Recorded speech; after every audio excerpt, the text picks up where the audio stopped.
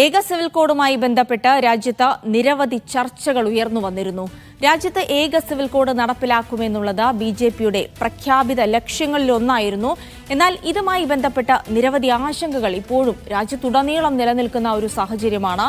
ഇതിനിടയിലാണ് രാജ്യത്ത് ആദ്യമായി ഏക സിവിൽ കോഡ് നടപ്പിലാക്കാൻ ഒരുങ്ങുന്ന സംസ്ഥാനമായി മാറുകയാണ് ഉത്തരാഖണ്ഡ്. കഴിഞ്ഞ ദിവസം ബില്ലിന്റെ കരട് രൂപം പുഷ്കർ സിംഗ് ധാമി സർക്കാർ നിയമസഭയിൽ അവതരിപ്പിച്ചിരുന്നു. ഇന്ന് അതിന്മേൽ വിശദമായ ചർച്ച നടക്കും.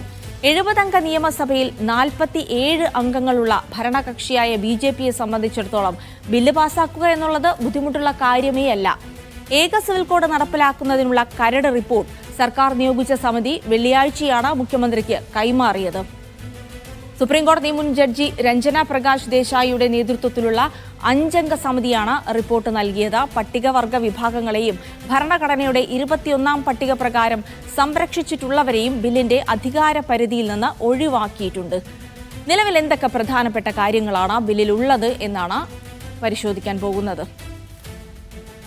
എന്തായാലും ഈ ബില്ലിനെ സംബന്ധിച്ചിടത്തോളം പറയുകയാണെങ്കിൽ വളരെ പ്രാധാന്യമേറിയ ഒരു ബില്ലാണ്. കാരണം ഈ ബില്ലിന്റെ ചുവട് പിടിച്ചുകൊണ്ടായിരിക്കും ഇനി ബിജെപി ഭരിക്കുന്ന സംസ്ഥാനങ്ങൾ ഒരുപക്ഷെ ഇതേ നിർദ്ദേശങ്ങൾ അടങ്ങിയ UCC തന്നെയായിരിക്കും നടപ്പാക്കുക എന്നുള്ളത് കൊണ്ട് വളരെ ആകാംക്ഷാപൂർവ്വമാണ് നോക്കുന്നത് ഈ ബില്ലിൽ എന്തൊക്കെ കാര്യങ്ങളാണുള്ളതെന്ന്. അതിലേറ്റവും പ്രധാനപ്പെട്ടത് ബഹുഭാര്യാത്വം ഭർതൃത്വം നിരോധിക്കുമെന്നുള്ളതാണ്. സ്വാഭാവികമായും വിവാഹങ്ങളെല്ലാം രജിസ്റ്റർ ചെയ്യണമെന്നുള്ളത് അത് ഏത് ജാതിയോ മതമോ എന്നുള്ളതല്ല. വിവാഹങ്ങൾ രജിസ്റ്റർ ചെയ്യണം. ഒരേ ഒരു ജീവിത പങ്കാളി എന്ന രീതിയിലേക്കുള്ള കാര്യങ്ങളിലേക്ക് നിയമം പരിഷ്കരിക്കുമെന്നുള്ള വാർത്തകളാണ്. ഇനി ഇത്തരം കാര്യങ്ങൾ ലംഘിക്കുകയാണെങ്കിൽ അത് കുറ്റമായി തന്നെ കണക്കാക്കുന്നുണ്ട്.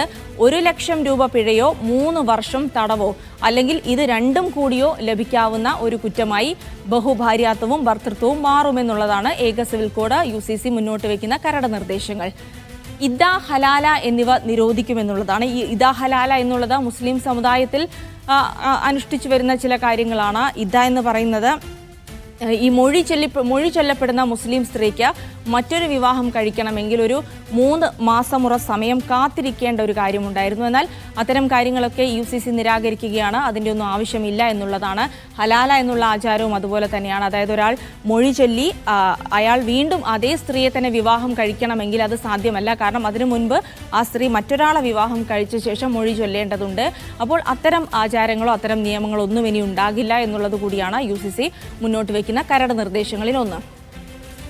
പിന്നീടുള്ളത് കുറഞ്ഞ വിവാഹപ്രായം പുരുഷന് 21 വയസ്സും സ്ത്രീക്ക് 18 വയസ്സുമാക്കിക്കൊണ്ട് നിയമം മൂലം വരികയാണ്. അതിന് ഏത് മതമാണോ ഏത് ജാതിയാണോ തുടങ്ങിയ കാര്യങ്ങളൊന്നുമില്ല.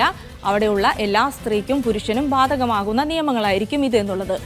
മറ്റൊന്നുള്ളത് ലിവ് ഇൻ റിലേഷൻഷിപ്പ് രജിസ്റ്റർ ചെയ്യണമെന്നുള്ളതാണ്. കാരണം ഈ ലിവ് ഇൻ റിലേഷൻഷിപ്പ് എന്ന് പറയുമ്പോൾ ഇനിയൊരു ഭാര്യ ഭർത്തൃ ബന്ധം പോലെ തന്നെ നിയമപരമാകുന്നു എന്നുള്ളതാണ് മനസ്സിലാക്കാൻ കഴിയുന്നത് നിലവിൽ പ്രപ്പോസ് ചെയ്ത നിയമപ്രകാരം. അതായത് 21 വയസ്സിന് താഴെ പ്രായമുള്ള ആളുകൾക്ക് ഈ ലിവ് ഇൻ റിലേഷൻഷിപ്പിൽ അവർ ഏർപ്പെടുകയാണെങ്കിൽ അവർ 21 വയസ്സിന് താഴെയുള്ളവരാണെങ്കിൽ അതിന് രക്ഷകർത്താക്കളുടെ അനുമതി വേണമെന്നുള്ളതാണ്. മാത്രമല്ല ഇതൊരു വെബ് പോർട്ടലിൽ രജിസ്റ്റർ ചെയ്യണം. അതായത് ഈ വെബ് പോർട്ടലിൽ രജിസ്റ്റർ ചെയ്ത് കഴിഞ്ഞാൽ സ്വാഭാവികമായും ഇത് അവരുടെ അച്ഛനെയും അമ്മയെയും അറിയിക്കും. തുടർന്ന് ഈ ലിവ് ഇൻ റിലേഷൻഷിപ്പിലുള്ള ആളുകൾക്ക് ഇതിൻ്റെ ഒരു റെസിപ്റ്റ് ലഭ്യമാകും. ഈ റെസിപ്റ്റ് വെച്ച് വേണം അവർക്ക് വീട് വാടകയ്ക്ക് എടുക്കാനും മറ്റ് നിയമപരമായ കാര്യങ്ങൾ ചെയ്യാനും. അതുകൊണ്ട് തന്നെ ലിവ് ഇൻ റിലേഷൻഷിപ്പുകൾ അത് നിയമത്തിന്റെ പരിധിയിൽ കൊണ്ടുവരുന്നു എന്നുള്ളതാണ്. മാത്രമല്ല മറ്റു ചില മാർഗനിർദ്ദേശങ്ങൾ കൂടി അത് പറയുന്നുണ്ട്. അത് പൊതു നിയമത്തിനും ധാർമ്മികയ്ക്കും എതിരാകരുത് ഇത്തരം ലിവ് ഇൻ റിലേഷൻഷിപ്പുകൾ എന്ന് പറയുന്നു. അതായത് നിലവിൽ കുടുംബമുള്ള ഒരാൾ ലിവിങ് റിലേഷൻഷിപ്പിൽ ഏർപ്പെടാൻ പാടില്ല. അങ്ങനെ കുറച്ച് വ്യവസ്ഥകൾ കൂടി അതിനകത്ത് കൃത്യമായി പറയുന്നുണ്ട്. അതായത് കൃത്യമായി അതൊരു ഭാര്യ ഭർത്തൃ ബന്ധമായി തന്നെ ലിവിങ് റിലേഷൻഷിപ്പുകളെ മാറ്റും. ആ ചട്ടക്കൂടിൽ നിന്നുകൊണ്ടുള്ള സ്വാതന്ത്ര്യമാണ് ഇനിയൊരു പ്രായപൂർത്തിയായ ആണിനും പെണ്ണിനും അനുവദിക്കുക എന്നുള്ളതാണ്. കുട്ടികൾക്ക് ഇനി ഇവർക്ക് കുട്ടികൾ ഉണ്ടാകുകയാണെങ്കിൽ ഇവർക്ക് പാരമ്പര്യ സ്വത്തിൽ തുല്യ അവകാശമുണ്ടാകും. അത് ജെൻഡർ അല്ലാതെ ആണായാലും പെണ്ണായാലും ഇവരുടെ കുട്ടികൾ ഉണ്ടാകുമ്പോൾ അതൊരു പാരമ്പര്യ സ്വത്ത് ഇവർക്ക് 2 പേർക്കും ഈക്വലായി കിട്ടുന്ന രീതിയിലേക്കാണ് ആ നിയമങ്ങൾ വരുന്നത്. ഇനിയിപ്പോൾ ഈ ലിവിങ് റിലേഷൻഷിപ്പിൽ നിന്ന് പങ്കാളി ഉപേക്ഷിച്ച് പോവുകയാണെങ്കിൽ മോചനദ്രവ്യം നൽകണമെന്നുള്ളത് കൂടിയാണ്. അതായത് നമ്മൾ ഈ വിവാഹത്തിലൊക്കെ ഉള്ളതുപോലെ തന്നെ ജീവനാംശം നൽകാൻ ബാധ്യതയാകുന്നു എന്നതുപോലെ തന്നെ കൃത്യമായി അതൊരു നിയമത്തിൻ്റെ ചട്ടക്കൂടിലേക്ക് ലിവ് ഇൻ റിലേഷൻഷിപ്പുകളെ കൂടി കൊണ്ടുവരാനുള്ള ഒരു ശ്രമം. അത്തരം നിയമങ്ങൾ അതിൻ്റെ കരട് നിർദ്ദേശങ്ങളാണ് ഉത്തരാഖണ്ഡ് നിയമസഭയിൽ അവതരിപ്പിക്കപ്പെട്ടിട്ടുള്ളത്.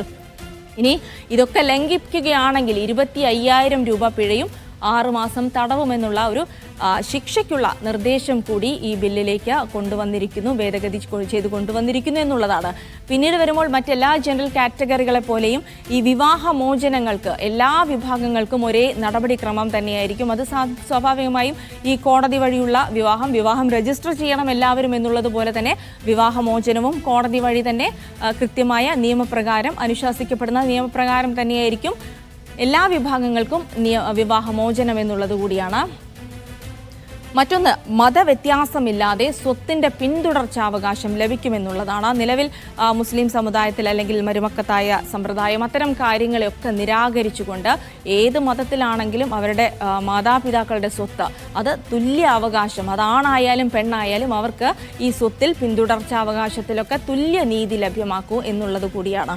എല്ലാ മക്കൾക്കും ഈ സ്വത്തിൽ തുല്യ അവകാശം ഉണ്ടായിരിക്കും എന്നുള്ളത് കൂടിയാണ് ഈ UCC മുന്നോട്ട് വയ്ക്കുന്നത്.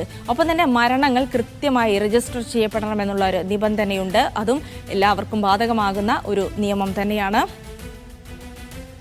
ബാലവിവാഹം നിരോധിച്ചിരിക്കുന്നു. UCCയിൽ ബാലവിവാഹവും ഇതുപോലെ തന്നെ പിഴയും തടവുമൊക്കെ കിട്ടാവുന്ന ഒരു ശിക്ഷ ആക്കി മാറ്റിയിട്ടുണ്ട് എന്നുള്ളത് കൂടിയാണ്. ഇതൊക്കെയാണ് ഇന്നിപ്പോൾ ഉത്തരാഖണ്ഡ് നിയമസഭ ചർച്ച ചെയ്യുന്ന വിവരങ്ങൾ. അപ്പം ഈ നിയമങ്ങൾ അത് ഉത്തരാഖണ്ഡിൽ മാത്രമല്ല, ഉത്തരാഖണ്ഡിന് പുറത്ത് താമസിക്കുന്ന ഉത്തരാഖണ്ഡ് സ്വദേശിയായ ആൾക്ക് ഈ നിയമം ബാധകമാണ്. അദ്ദേഹം പുറത്താണ് എന്നുള്ളത് കൊണ്ട് മാത്രം ഈ നിയമത്തിൽ നിന്ന് രക്ഷപ്പെടാൻ കഴിയുന്നില്ല. അദ്ദേഹം ഉത്തരാഖണ്ഡ് പൗരനാണെങ്കിൽ അദ്ദേഹം എവിടെ താമസിക്കുന്നു എന്നുള്ളതല്ല, ഈ നിയമങ്ങളെല്ലാം വിവാഹവും മരണവും ലിവ് ആൻഡ് റിലേഷൻഷിപ്പുമായി ബന്ധപ്പെട്ട് എല്ലാ വിവരങ്ങളും ഇവർക്കെല്ലാവർക്കും ബാധകമായിരിക്കും എന്നുള്ളതാണ്. എന്തായാലും ഈ ഉത്തരാഖണ്ഡ് നിയമസഭയിൽ ഇന്നിപ്പോൾ ചർച്ച ചെയ്യപ്പെടുന്ന ഈ നിയമം ഒരുപക്ഷെ രാജ്യം വളരെ ആകാംക്ഷയോടെയാണ് ഉറ്റുനോക്കുന്നത്. കാരണം BJP ഭരിക്കുന്ന മറ്റ് സംസ്ഥാനങ്ങൾക്കും ഈ നിയമത്തിന്റെ ചുവട് പിടിച്ചു തന്നെയായിരിക്കും ഇത് പ്രാബല്യത്തിലാക്കാൻ ശ്രമിക്കുക. അപ്പോൾ ഏതൊക്കെ തരത്തിലുള്ള നിയമങ്ങളാണ്, വ്യവസ്ഥകളാണ് എന്നൊക്കെ നമ്മൾ സസൂക്ഷ്മം സൂക്ഷിച്ചു നോക്കുകയാണ്. അതുകൊണ്ട് തന്നെ രാജ്യത്ത് ആദ്യമായി ഏക സിവിൽ കോഡ് നടപ്പിലാക്കാൻ ഒരുങ്ങുന്ന സംസ്ഥാനം എന്ന നിലയിൽ ഉത്തരാഖണ്ഡിലേക്ക് തന്നെയായിരിക്കും